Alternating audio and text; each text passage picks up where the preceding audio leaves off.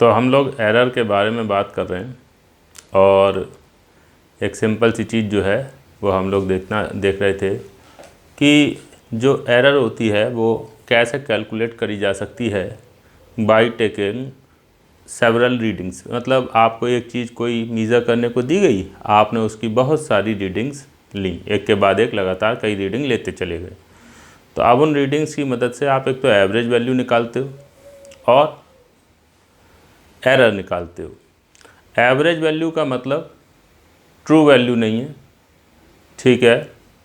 अपने मन से कोई भी जो है वो चीज़ें एज्यूम ना करें, जो बात कही जा रही है उसी पे उसको ही माने। जैसे मैंने कह दिया एवरेज वैल्यू, तो अब ये मत कहिए कि ये ट्रू वैल्यू हो गई। अरे ट्रू वैल्यू हो गई तो एरर की बात ही ख़त्म हो गई। जब आप एग्जैक्ट वैल्यू की बात कर लिए कि भाई इस पेन की लंबाई एग्जैक्ट 9.5 सेंटीमीटर है, तो फिर एरर का मतलब ही क्या रह गया। एवरेज वैल्यू का मतलब हो गया, जैसे मैं आपसे कहूँ कि इस पेन की लंबाई 9 सेंटीमीटर से 10 सेंटीमीटर के बीच में लाई करती है, तो 9 से 10 के बीच में लाई करती है, तो एवरेज क्या हो गया 9.5। अब मैंने एवरेज 9.5 कह दिया, फिर तुम कहने लगोगे सर वो तो 9.5 हो गई। अब क्या 9 से 10 का क्या मतलब। अरे ये 9 से 10 के बीच में कहीं पर है, मुझे पता नहीं है कितनी है, तो मैंने एवरेज वैल्यू 9.5 कह दिए, समझे। तो चलो ठीक है, हम यहाँ पर एक सिंपल सा जो है वो कुछ वैल्यूज़ लेके वो एरर जो है, एवरेज वैल्यू जो है वो कैसे कैलकुलेट करेंगे वो देख लेते हैं। तो हमारे पास एक जो है एग्जाम्पल है जिसमें हम कह रहे हैं कि भाई मीज़रमेंट किया जा रहा है, measurement of mass of an object. ठीक, तुमने मुझे कोई ऑब्जेक्ट दिया और कहा सर इसका मास बताओ। मास मेजर करने के लिए हमारे पास कोई वज़न तोलने वाली मशीन थी, तराजू था या कोई मशीन थी जिस पे ऑब्जेक्ट को रख देंगे और उसकी वैल्यू जो है पता चल जाएगी। तो ठीक है, वो मेज़रमेंट हम कर रहे हैं। तो हमने 5 रीडिंग्स ली, ठीक है। तो 5 रीडिंग्स ली, तो वो रीडिंग क्या क्या है वो देखिए। 1.61 किलोग्राम, ठीक है। 1.61 ये पहली बार रखा, देखा इस तो पता चला 1.61 है, ठीक। दोबारा रखा, फिर ऑब्जेक्ट को हटा दिया, जो मशीन थी उसके ऊपर से ऑब्जेक्ट को हटा दिया, फिर मशीन को थोड़ा हिलाया बिलाया, ऑब्जेक्ट को भी थोड़ा सा आपने कुछ कर दिया कि जैसे पहले ऐसे रख रहे थे फिर ऐसे रख दिया, या मशीन के पहले बिल्कुल सेंटर पर रखते थे फिर थोड़ा इधर या उधर कहीं रख दिया, सही है। तो दोबारा से रीडिंग ली, वो आई 1.62 किलोग्राम। फिर रीडिंग ली 1.64 किलोग्राम। उसके बाद रीडिंग ली 1.67 किलोग्राम आई। फिर एक और रीडिंग ली तो आ गई 1.66 किलोग्राम। ये देख लीजिए, ये 5 रीडिंग जो है वो हमको मिली। अब हम इन 5 रीडिंग का इस्तेमाल करके एवरेज वैल्यू और एरर इनको जो है वो कैलकुलेट करेंगे, ठीक है। ये देखिए, तो हमने कहा भाई ऐसा है, इसमें सबसे पहले ये कहा कि ये 5 वैल्यू हैं, इनको आप M1, M2, M3, M4, M5 लिख लीजिए, लिख दिया। अब M की एवरेज वैल्यू निकालिए सबसे पहले। कैसे, सबका सम करिए और अपान टोटल नंबर। हाँ भाई कितना टोटल नंबर 5, ठीक। ये सबका सम करेंगे, अपान 5 करेंगे तो एवरेज वैल्यू M की मिल जाएगी हमें, ठीक है। कितनी आ रही है वो एवरेज वैल्यू देखते हैं। ये 1.6 तक तो सेम ही है, बाकी उसके बाद 1 2 3 4 7 7 14 6 20/5 हो गया 4, तो ये 1.64 किलोग्राम आ गया। ये एवरेज वैल्यू है। तो मैं कहूँगा ऑन एन एवरेज ये जो ऑब्जेक्ट है ये 1.64 किलोग्राम का है, बट इसका मतलब ये नहीं है कि ये एग्जैक्ट 1.64 का है, इसमें कुछ वेरिएशन भी हो सकता है, इससे कुछ कम से ज़्यादा। तो अब वो एरर कितनी होगी, ठीक, अनसर्टेनिटी क्या होगी वो देखिए। उसके लिए आप डेल्टा M1 लिखिए, M1 माइनस M एवरेज। हाँ जी, इसमें से 100 हटाइए, -0.03, ठीक। Delta M2 minus M average, ये हो गया माइनस का 0.02 किलोग्राम, ये सब पाँचों के लिए डेल्टा एम निकालना है, तो डेल्टा M3 बराबर M3 minus m average 0, delta M4 बराबर M4 minus m average 0.03 kilogram, और डेल्टा M5 बराबर M5 माइनस एम एवरेज, तो ये आ गया 0.02 किलोग्राम। सही। अब हमने कहा भाई ऐसा है, हमें चाहिए एब्सोल्यूट एरर डेल्टा एम। तो उसका तरीका ये है कि जितनी भी एरर आपने निकाली हैं सबका सम करिए। कैसे? मॉड लेके डिवाइडेड बाय टोटल नंबर 5। इन सब का मॉड लीजिए, जोड़िए, अपान टोटल नंबर कर दीजिए।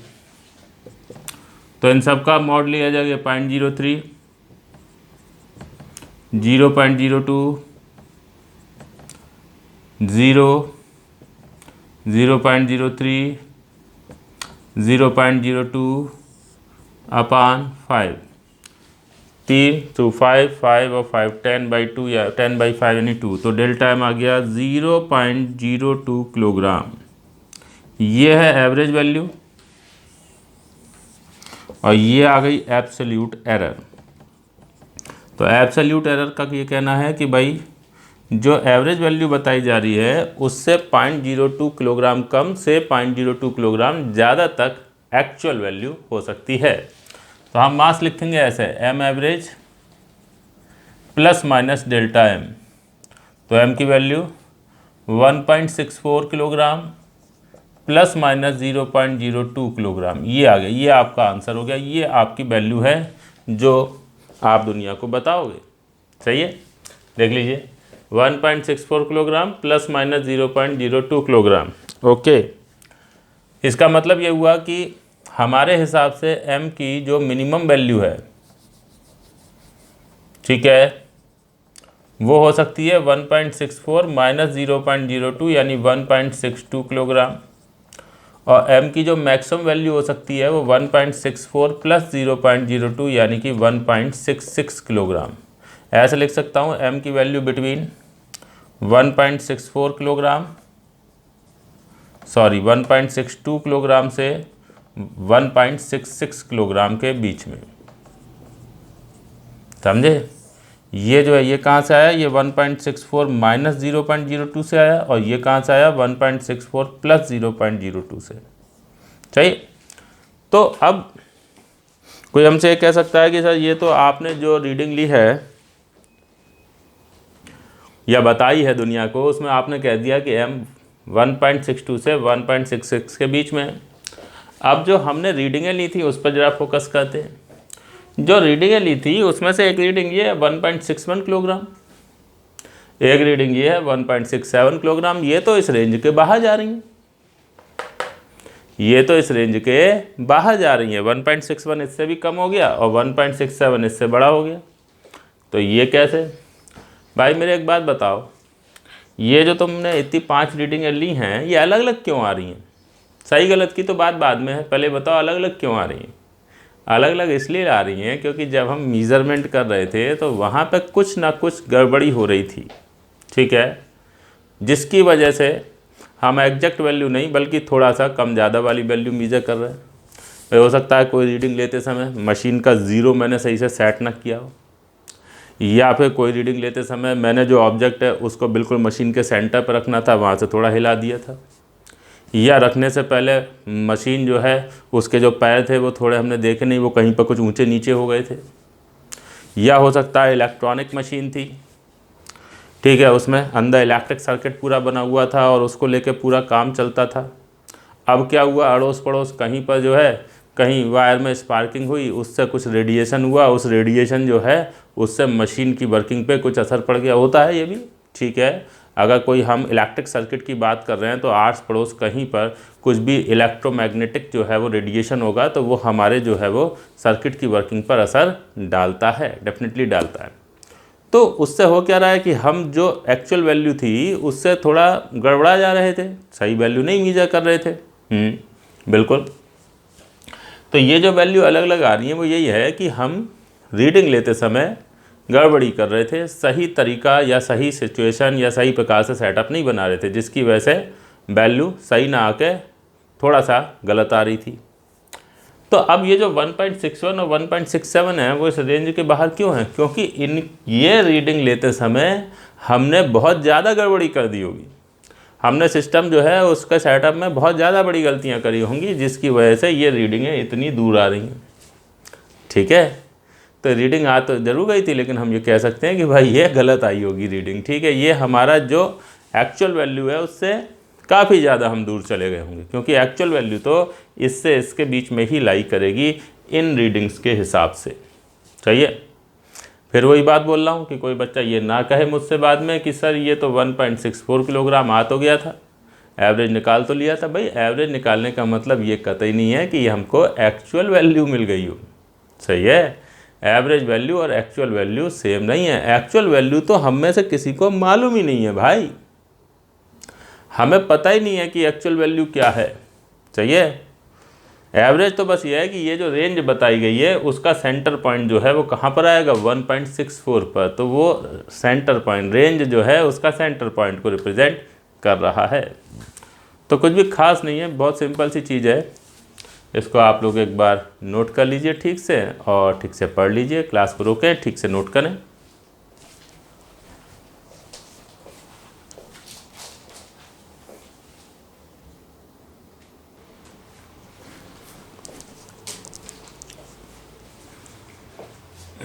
हाँ जी, तो हमने भी बताया था आपको कि भाई एब्सोल्यूट एरर कैसे निकाल सकते हैं।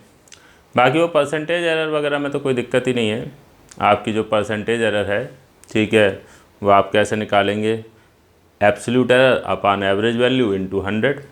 ठीक, तो वो मैंने नहीं लिखी, आप चाहते तो निकाल सकते थे कि एवरेज वैल्यू क्या थी आपकी 1.64, एरर क्या थी, एब्सोल्यूट एरर 0.02, तो 0.02 अपॉन 1.64 इंटू 100 कर लेते, परसेंटेज एरर मिल जाती। चलो लिख ही देता हूँ मैं। ठीक है, तो अगर मुझे कहा जाता कि भाई परसेंटेज एरर बताइए, तो परसेंटेज एरर के लिए delta m upon m average into 100, तो डेल्टा एम की वैल्यू 0.02, एम एवरेज 1.64 और इंटू 100%। ये देखिए, ये जितना भी आ जाए 2/1.64, ठीक है, लगभग जो है वो 1.2% आ जाएगा। ठीक है, ये लगभग 1.2%। तो ऐसे हम काम कंप्लीट कर सकते हैं। ठीक, तो मास जो ऐसे भी लिख सकते थे कि m बराबर 1.64 किलोग्राम प्लस माइनस 1.2%। ठीक, चलिए अब आगे हम बात करते हैं कि ये जो एब्सोल्यूट एरर है, इसको लिखने का एक तरीका ये हो गया कि बहुत सारी रीडिंगें आपने ले ली, और जब बहुत सारी रीडिंगें ले ली तो उन रीडिंगों में कैलकुलेशन का तरीका बता दिया। अब ऐसा हो सकता है कई बार कि हमारे पास टाइम ना हो इतने सारी रीडिंगें लेने का। ठीक है, कि तुमने मुझे दिया कोई ऑब्जेक्ट, कहा सर इसका मास बताइए। अब मुझे बहुत सारे लोगों का मास मेजर करना था, कोई एक ही ऑब्जेक्ट नहीं है मेरे पास, तो सैकड़ों ऑब्जेक्ट है, तो क्या करूँगा, तो मैं एक बार रीडिंग लूँगा एक चीज़ की, 10 बार तो रीडिंग लेने, तो फिर दूसरा मेरे पास कैलकुलेशन का भी टाइम नहीं है। चलो रीडिंग तो 5 बार 10 बार ले भी लूँ जल्दी जल्दी, फिर उसके बाद मुझे कैलकुलेशन भी तो करनी पड़ेगी। अब क्या करूँ, तो ऐसे केस में एक बहुत पॉपुलर तरीका है, वाइडली यूज्ड, सारी दुनिया उसको इस्तेमाल करती है। वो है कि भाई जब भी तुम मेज़रमेंट करोगे तो कोई इंस्ट्रूमेंट यूज़ करोगे ना, कि जैसे तुम्हें इसकी लंबाई नापनी है तो क्या करोगे, स्केल यूज़ करोगे। तो स्केल क्या हो गया, इसकी लंबाई को मेज़र करने वाला इंस्ट्रूमेंट। मास नापना है तो मशीन लाओगे कोई, वेइंग मशीन। ठीक, वो वेइंग मशीन क्या हो गई, मीज़रिंग इंस्ट्रूमेंट। तो दुनिया में जो भी मीज़रिंग इंस्ट्रूमेंट हैं, जो आप किसी भी क्वांटिटी की वैल्यू पता करने के लिए इस्तेमाल करते हैं, उन इंस्ट्रूमेंट जो है में से एक इस्तेमाल किया मैंने। भाई तुमने दिया था ना कि इसका मास बताओ, तो मैं एक वेइंग मशीन उठा लाया। अब मैं उस वेइंग मशीन का लीस्ट काउंट जो है वो देखूंगा। लीस्ट काउंट क्या होता है, किसी भी मशीन के द्वारा जो सबसे छोटी वैल्यू मीज़र करी जा सकती है, उस सबसे छोटी वैल्यू को लीस्ट काउंट उस मशीन का कहते हैं। जितना लीस्ट काउंट होता है मशीन का, उतनी ही एब्सोल्यूट एरर एज्यूम कर ली जाती है। ये माना जाता है कि हम कोई भी रीडिंग लेंगे तो ज़्यादा से ज़्यादा जो एरर हो सकती है, ज़्यादा से ज़्यादा जो वेरिएशन हो सकता है, जो अनसर्टेनिटी हो सकती है, वो हमारे इंस्ट्रूमेंट के लीस्ट काउंट के बराबर होगा। क्या मतलब, जय तुमने ये पेन की लंबाई मुझे दी नापने को, तो एक स्केल भी दे दिया। का सर ये स्केल है, स्केल यानी मीजरिंग इंस्ट्रूमेंट। अब स्केल देखा मैंने तो स्केल में क्या है, वो हर सेंटीमीटर पे लिखा होता है, 0 1 2 3, ये तो सेंटीमीटर। और 1 सेंटीमीटर में 10 हिस्से कर रखे होते हैं, 10 पार्ट कर रखे होते हैं। होता है कि नहीं होता? स्केल में सेंटीमीटर में 10 पार्ट्स होते हैं, 10 डिविजन्स होते हैं। तो सबसे छोटा जो पार्ट है उसकी लंबाई देखोगे तो वो 0.1 सेंटीमीटर है। मतलब स्केल सबसे छोटा 0.1 सेंटीमीटर तक जाके लेंथ नाप सकता है। तो वो 0.1 सेंटीमीटर हो गया स्केल का लीस्ट काउंट। और आप जब स्केल से इस पेन की लंबाई, मतलब सॉरी मैं नाप रहा हूँ, तो मैं इसको नापूंगा तो मुझे लगी 9.4 सेंटीमीटर। तो मैंने कहा ठीक है, बस ये 9.4 सेंटीमीटर एवरेज वैल्यू है, और प्लस माइनस जो लीस्ट काउंट है स्केल का 0.1 सेंटीमीटर। मैं ये मान लूँगा कि अगर मुझे ये 9.4 सेंटीमीटर दिखाई दे रहा है तो जो एरर इसमें हो सकती है वो 0.1 सेंटीमीटर की हो सकती है, जो अनसर्टेनिटी है वो 0.1 सेंटीमीटर है, और वो हमारे कहाँ से मिली मुझे? स्केल के लीस्ट काउंट से। तो अब आपको ये छोटी सी बात बस जो मैंने बोल दी, बस वो मैं लिख दे रहा हूँ। ज़्यादातर केस में आप एरर जो है वो बार बार रीडिंग ना लेके जो इंस्ट्रूमेंट है उसके लीस्ट काउंट से ही सीधे एज्यूम कर लेते हैं। हालांकि ये बहुत बढ़िया तरीका नहीं होता है, बट प्रैक्टिकली 99% केस में यही तरीका इस्तेमाल किया जाता है, क्योंकि टाइम कम लगता है। ठीक है, दोनों में, एक तो 5-10 रीडिंग लेने में टाइम लगेगा, फिर उसका कैलकुलेशन करने में टाइम लगेगा। तो इससे बचने के लिए लीस्ट काउंट को एब्सोल्यूट एरर की तरीके से ले लिया जाता है। आप कोई कहेगा कि सर ये क्या बात हुई, हम कुछ और भी कर सकते हैं। भाई देखो, ये तो सारी दुनिया का कन्वेंशन है ना, ये मैंने थोड़ी ना बनाया है, ये तो दुनिया है, इतने टाइम से चल रहा है, फिजिक्स में मेजरमेंट वगैरह चल रहे हैं, एरर का डिस्कशन हो रहा है। तो ये तो जो भी साइंटिस्ट लोग हैं सब लोगों ने मिलजुल के डिसाइड कर लिया है, तो उस पर हम क्वेश्चन नहीं कर सकते कि यही क्यों माना गया। ठीक है, लीस्ट काउंट का आधा भी तो मान सकते थे, डबल भी तो मान सकते थे। ठीक है, या ये कन्फर्म है कि भाई यही होगी एब्सोल्यूट एरर? नहीं नहीं, कन्फर्म तो कुछ भी नहीं है। तभी तो एरर को क्या कहते हैं? अनसर्टेनिटी कहते हैं। सही है, तो हम लोग ये बात लिखते हैं यहाँ पर। सबसे पहले least count,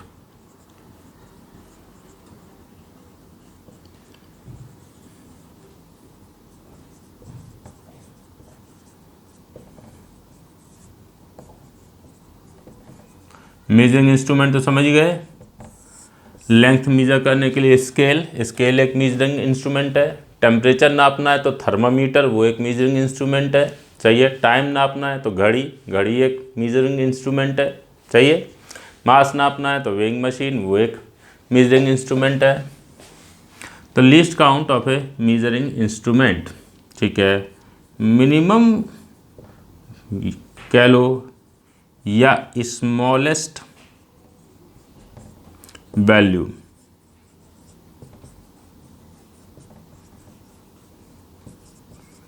that can be measured by instrument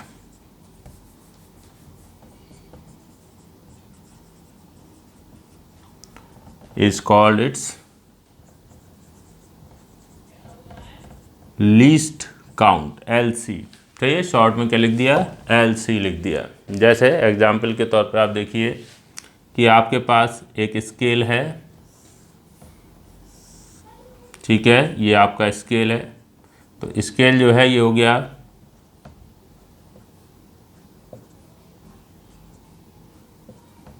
सही है।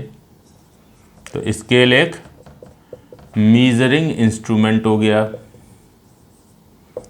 ठीक, इस मीजरिंग इंस्ट्रूमेंट को हमने अब देखा तो यहाँ पर ये सेंटीमीटर में निशान बने थे, 1 2 3 4 5, ठीक है ऐसे। उसके बाद इसमें भी और छोटे छोटे पार्ट हो रखे थे, ये देखिए, ये देखिए, ये छोटे छोटे बहुत सारे पार्ट जो है वो हो रखे थे यहाँ पे। समझ गए नहीं समझ गए? छोटे छोटे बहुत सारे पार्ट यहाँ पे कर रखे हैं। अब हमने कहा भाई ऐसा है, इसका जो लीस्ट काउंट है, लीस्ट काउंट ऑफ स्केल वो क्या है? आप ध्यान दीजिए, 1 सेंटीमीटर है, 1 सेंटीमीटर के कितने हिस्से कर रखे हैं? 10। तो मिनिमम वैल्यू जो है जो आप स्केल के द्वारा मीजर कर सकते हो वो कितनी हो गई? 0.1 centimetre. Least count of scale क्या? 0.1 सेंटीमीटर। समझ गए? स्केल का लीस्ट काउंट 0.1 सेंटीमीटर। ओके। आप कोई घड़ी ले लीजिए, तो घड़ी जो है वो आप अगर देखेंगे तो घड़ी में अगर स्टॉप वॉच लेंगे तो उसमें सेकंड के 100वें हिस्से या सेकंड के 1000वें हिस्से तक भी जो है वो हमको रीडिंग मिल जाती है। तो कोई स्टॉप वॉच है तो उसकी जो लीस्ट काउंट है वो 0.01 सेकंड भी हो सकती है, 0.001 सेकंड भी हो सकती है। नॉर्मल जो घड़ी हम घर में देखते हैं, अगर आप उसमें देखोगे तो उसमें एक आवर वाली सुई होती है, एक मिनट वाली और एक सेकंड वाली। सेकंड वाली सुई जो है वही सबसे छोटा टाइम बता सकती है, तो उसमें भी निशान लगे होते हैं, तो 1 to 60, ठीक है, 0 से 0, 1, 2, 3, 4, 5। तो उसमें अगर चलोगे तो वो निडल जो सेकंड वाली होती है तो वो एक बार में 1 सेकंड चल जाती है, तो उसका लीस्ट काउंट 1 सेकंड है। हाथ में जो घड़ी हम लेते हैं या मोबाइल में अगर हम जो है वो स्टॉप वॉच यूज़ कर रहे हैं वो 0.01 सेकंड या 0.001 सेकंड तक की भी रीडिंग दे सकती है। तो अलग अलग प्रकार के मेजरिंग इंस्ट्रूमेंट जो हैं उनका लीस्ट काउंट अलग अलग हो सकता है। चलिए, तो एक एग्जांपल के तौर पर मैंने बता दिया कि स्केल है, इसका लीस्ट काउंट ये रहा। चाहिए अब हमने कहा absolute error,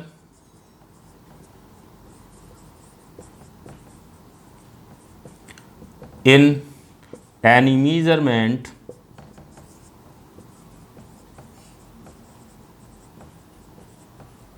is taken as equal to least count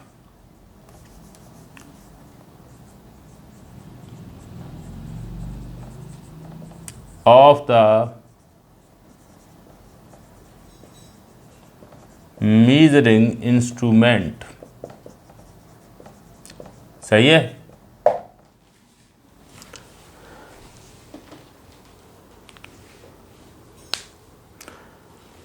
सही है।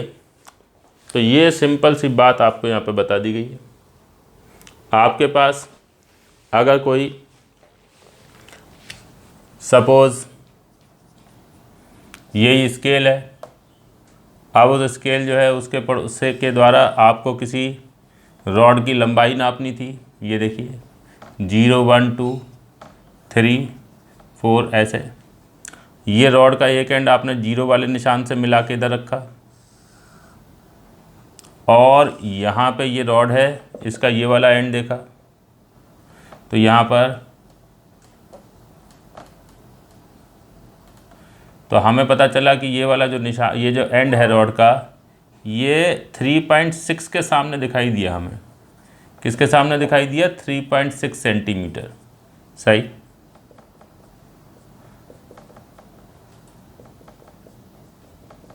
ये देखिए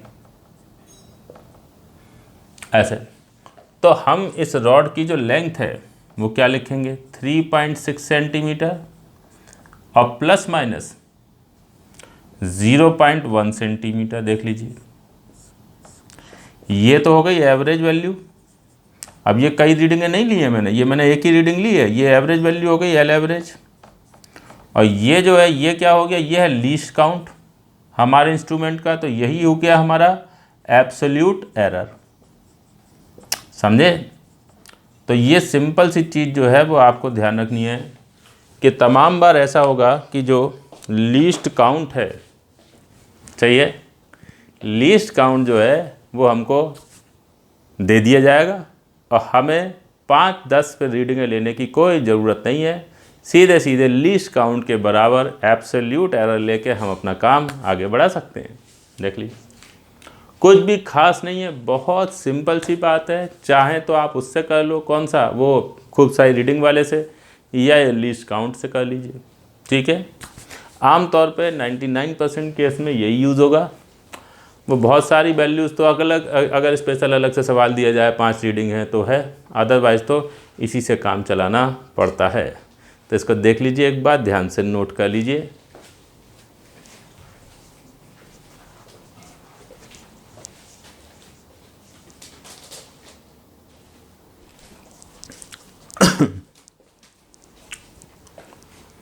हाँ जी, तो अब हम लोग ये जो एब्सोल्यूट एरर और लीस्ट काउंट को लेकर बात कहे हैं, इसको लेकर कुछ और इम्पोर्टेंट बात बताई जा रही है। अच्छा, क्या है भाई, वो देखिए। कई बार ऐसा होता है कि जैसे कोई मेज़रमेंट आपने किया, मास नापा, मास मेज़र किया, टाइम मेज़र किया, लेंथ मेज़र करी। अब आपको ना तो 10 रीडिंगें दी, ना ही जो है वो क्या कहते हैं, आपको जो इंस्ट्रूमेंट है वो उसका लीस्ट काउंट बताया। क्वेश्चन देने वाले ने आपके सामने ये कह दिया कि भाई ऐसा है कि एक ऑब्जेक्ट है, उसका मास हमने मेज़र किया और उसका मास जो है वो 9.6 किलोग्राम मिला। बस सिर्फ इतना कहा गया कि एक ऑब्जेक्ट का मास मीज़र किया गया है और वो 9.6 किलोग्राम है। ध्यान दो, एक चीज़ तो ये कह दी कि एक ऑब्जेक्ट है, ये देखिए मास, ऐसे मैं लिखता हूँ इस बात को पूरा,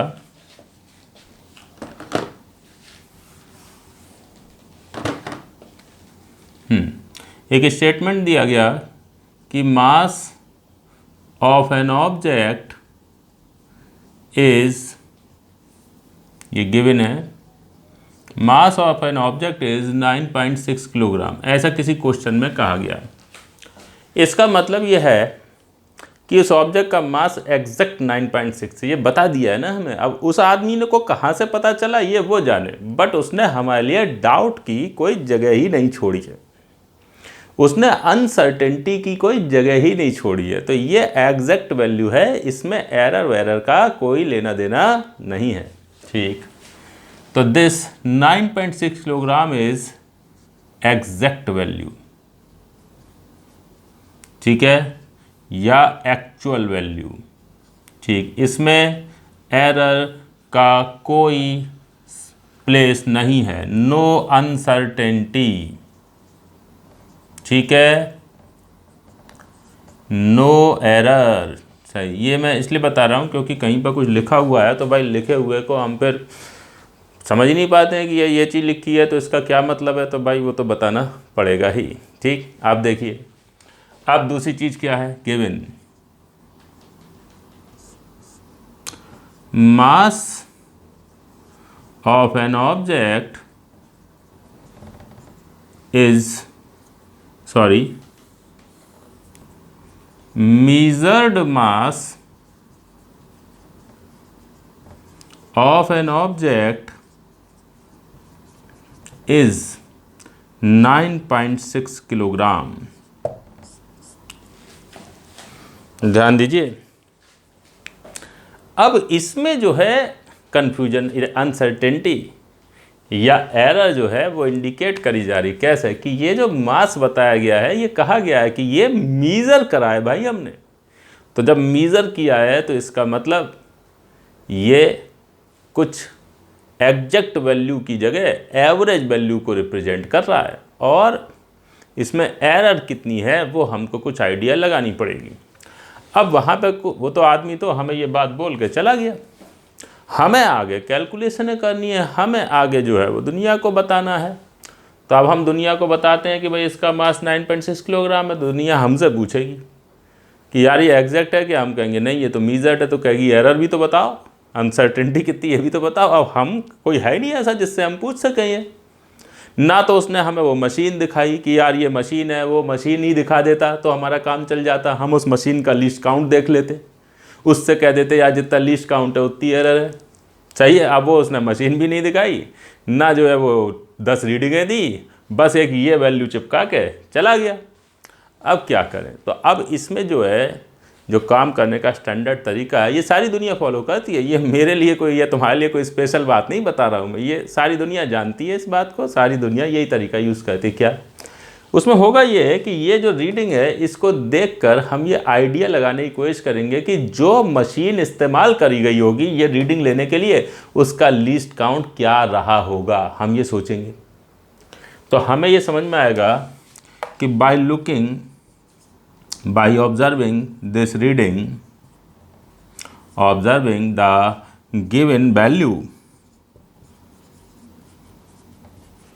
we can say that least count of instrument used to measure mass was 0.1 kilogram. समझे कैसे? अरे भाई ये 9.6 किलोग्राम है। मान लो तुम्हारे पास ऐसी मशीन होती जिसमें 9 किलोग्राम के बाद सीधे 10 किलोग्राम होता, तो 9 के बाद सीधे 10 किलोग्राम होता तो 9.6 तो बता ही नहीं सकते थे, या तो 9 बताते या 10 बताते, बीच में जब और निशान थे ही नहीं तो बताते कैसे? 9.6 से इसका मतलब ये 9 से 10 को भी 9 से 9.1, 9.2, 9.3, 9.4 ऐसे करके निशान बनाए गए होंगे, तो 9.6 आ रहा है। तो इससे हमें ये कॉमन सेंस से हमें ये बात समझ में आती है कि जो मशीन है वो 0.1 किलोग्राम तक जाके मीज़रमेंट कर रही होगी मास का, तो उसका जो लीस्ट काउंट है वो 0.1 किलोग्राम होगा। तो जो एब्सोल्यूट एरर है वो कितनी हो गई? 0.1 किलोग्राम। तो इन दैट केस जो मास है वो हम ऐसे लिखेंगे 9.6 किलोग्राम प्लस माइनस 0.1 किलोग्राम। समझे? तो जो रीडिंग आपको दे रखी है उससे भी आप ये लीस्ट काउंट का आइडिया लगा सकते हैं और एरर लिख सकते हैं। यही अगर ऐसा होता कि मीजर्ड टाइम गिवन है, measured time of an event, कोई चीज़ हुई, इवेंट मतलब कुछ हुआ कहीं पर, जैसे एक आदमी यहाँ से वहाँ तक दौड़ा या मैं अपने हाथ को यहाँ से यहाँ तक ले गया, ठीक है। Event is given as is 2.34 second. समझे? अब इसको देखकर आपको ये समझ में आ गया होगा कि यार जो घड़ी इस्तेमाल करी गई होगी इस इवेंट में लगे टाइम को नापने के लिए वो 0.01 सेकेंड तक का टाइम नाप के दे रही होगी, तभी तो रीडिंग 2.34 सेकेंड बताई गई है भाई। 2.34 का मतलब 2.34, 2.35, 2.36 ऐसे। तो ये जो भी मशीन रही होगी, जो भी घड़ी रही होगी, वो सबसे छोटे जिस लेवल तक टाइम नाप सकती है वो 0.01 सेकेंड होना चाहिए। समझे? तो जो लीस्ट काउंट है, ठीक है, तो बाई ऑब्जर्वेशन, ठीक है, तो हमारा जो लीस्ट काउंट ऑफ वॉच है, लीस्ट काउंट ऑफ वॉच जो यूज़ करी गई होगी वो हो गया 0.01 सेकेंड, और ऐसे में जो एब्सोल्यूट एरर है वो इक्वल टू हो गई लीस्ट काउंट यानी कि 0.01 second. So that is T बराबर 2.34 सेकेंड प्लस माइनस 0.01 सेकेंड। समझे? ऐसा करके हम ये जो रीडिंग है, सिर्फ देखो मशीन नहीं देखी, सिर्फ ये रीडिंग देखी और उसी से ही काम हो गया। ठीक है? अगर कहीं पर ऐसे लिखा हुआ है और देखिए गिवन किसी चीज़ का लेंथ नापी, मीजर्ड लेंथ इज 9.8 सेंटीमीटर। ठीक, तो इसमें जो लीस्ट काउंट है वो क्या होगा? 0.1 सेंटीमीटर। सही है? अगर मीजर्ड लेंथ, ध्यान दो, अब इसमें कुछ फर्क, कुछ इन केसेस से थोड़ा अलग बात मैं कहने जा रहा हूँ कि मीजर्ड लेंथ इज 9.80 सेंटीमीटर। इसका मतलब आप ध्यान दीजिए, अगर आप 9.8 सेंटीमीटर लिख रहे हैं इसका मतलब आप सेंटीमीटर के 10वें हिस्से तक गए थे, 0.1, 0.2, 0.3, 0.4 तक। लेकिन अगर 9.80 लिख रहे हो इसका मतलब 9.80, ये स्पेस पे जो जीरो है ये बता रहा है कि मीज़र करते समय आप डेसिमल के बाद दूसरी पोजीशन तक भी गए थे। ये 0.01 सेंटीमीटर वाला मामला है। तो 0.01, तो इसमें जो आपने स्केल यूज़ किया होगा वो स्केल 0.01 सेंटीमीटर तक की लंबाई नाप के देता होगा। समझे। तो इसमें जो लीस्ट काउंट है वो 0.01 सेंटीमीटर होगा। कोई कह सकता है यार ये रीडिंग और ये रीडिंग तो सेम है, हाँ है, बट रीडिंग को लिखने का जो तरीका है वो अलग अलग है। तरीका अलग होने से क्या हुआ, तरीका अलग होने से यह बात क्लियर हुई कि हम इसमें सेंटीमीटर के 10वें हिस्से तक जाके मीज़र कर रहे हैं और इसमें सेंटीमीटर के 100वें हिस्से तक जाके मीज़र कर रहे हैं। ये जितने जीरो आप एक्स्ट्रा आगे लगाओगे समझो उतने छोटे स्तर तक जाके मीज़रमेंट हो रहा है। तो अगर मीज़र्ड लेंथ अगर दे रखी है 9.800 सेंटीमीटर, इसका मतलब जो लीस्ट काउंट है वो कितना है 0.001 सेंटीमीटर, समझे। तो ये भी ज़रूरी है कि हम ये देखें कि यार ये 9.8, ये भी 9.8, ये भी है, तो ये तीनों सेम, बट जो स्केल यूज़ किया गया है या जो इंस्ट्रूमेंट यूज़ किया गया है इन रीडिंग को लेने के लिए वो अलग अलग है। ये चीज़ मुझे किसी ने बताई नहीं, सिर्फ और सिर्फ इस रीडिंग में आप कितने छोटे स्तर तक जाके वैल्यू लिख रहे हो उससे दिखाई दिया। आपको क्या गया सर, कोई ज़रूरी थोड़ी ना है कि भाई जो किसी ने ये स्केल यूज़ किया हो या ये मशीन या इंस्ट्रूमेंट यूज़ किया हो वो 9.800 ही लिखे। वो 9.8 भी तो लिख के आपको दे सकता था, हाँ दे सकता था, बट किसी रीडिंग को लिखने का जो साइंटिफिक तरीका है वो यही है, ठीक है, कि जब हम किसी भी इंस्ट्रूमेंट को यूज़ करते हैं तो हमारी वैल्यू जो है कितनी आ रही है वो ठीक है, बट डेसिमल के बाद किस पोजीशन तक आप जीरो लगाएंगे ये डिपेंड करता है उस मशीन पर। मशीन के हिसाब से डेसिमल के बाद के जीरो डिसाइड होते हैं, वैल्यू के हिसाब से नहीं, समझे। तो ये साइंटिफिक तरीका है किसी रीडिंग को लिखने का। तो अगर कोई आदमी जो है वो हमसे कैलकुलेशनों की बात कर रहा है तो वो साइंटिफिक तरीका तो फॉलो करेगा नहीं करेगा, तो वो तरीका उसको फॉलो करेगा, तो जैसे ही वो फॉलो करेगा वो रीडिंग या तो ऐसे लिखेगा या ऐसे, और हम तुरंत उसको पहचान लेंगे, सही है। तो ये एक बहुत इम्पॉर्टेंट बात है सवाल करने के लिए। आज जो मैंने अभी आपको बातें बताई हैं ये वाली, ठीक है, क्वेश्चन करने में भाई ये बहुत इम्पॉर्टेंट होती हैं। कोई ज़रूरी नहीं है कि सीधे सीधे आपको दी हुई हो, वो आपको जो रीडिंग्स दे रखी होती हैं, जो वैल्यू लिखी होती हैं, उनसे पता करनी पड़ती है, ठीक है। तो आप इसको एक बार देख लीजिए और ध्यान से कॉपी में लिख लीजिए। ये बहुत बेसिक चीज़ें आपको बताई जा रही हैं और ये बहुत इम्पॉर्टेंट है। लगती बहुत आसान है बट सवालों में इस्तेमाल करते समय बच्चे जो है इसमें कंफ्यूज हो ही जाते हैं। तो मैं इसलिए इसको आराम से टाइम दे के बता रहा हूँ, क्योंकि क्वेश्चन करने के लिए ये बहुत इंपॉर्टेंट है। न्यूमेरिकल्स में बहुत इंपॉर्टेंस इन बातों की होती है जो अभी मैंने यहाँ पे करी है। तो नोट कर लें, क्लास रोकें, कॉपी में नोट करें साफ साफ।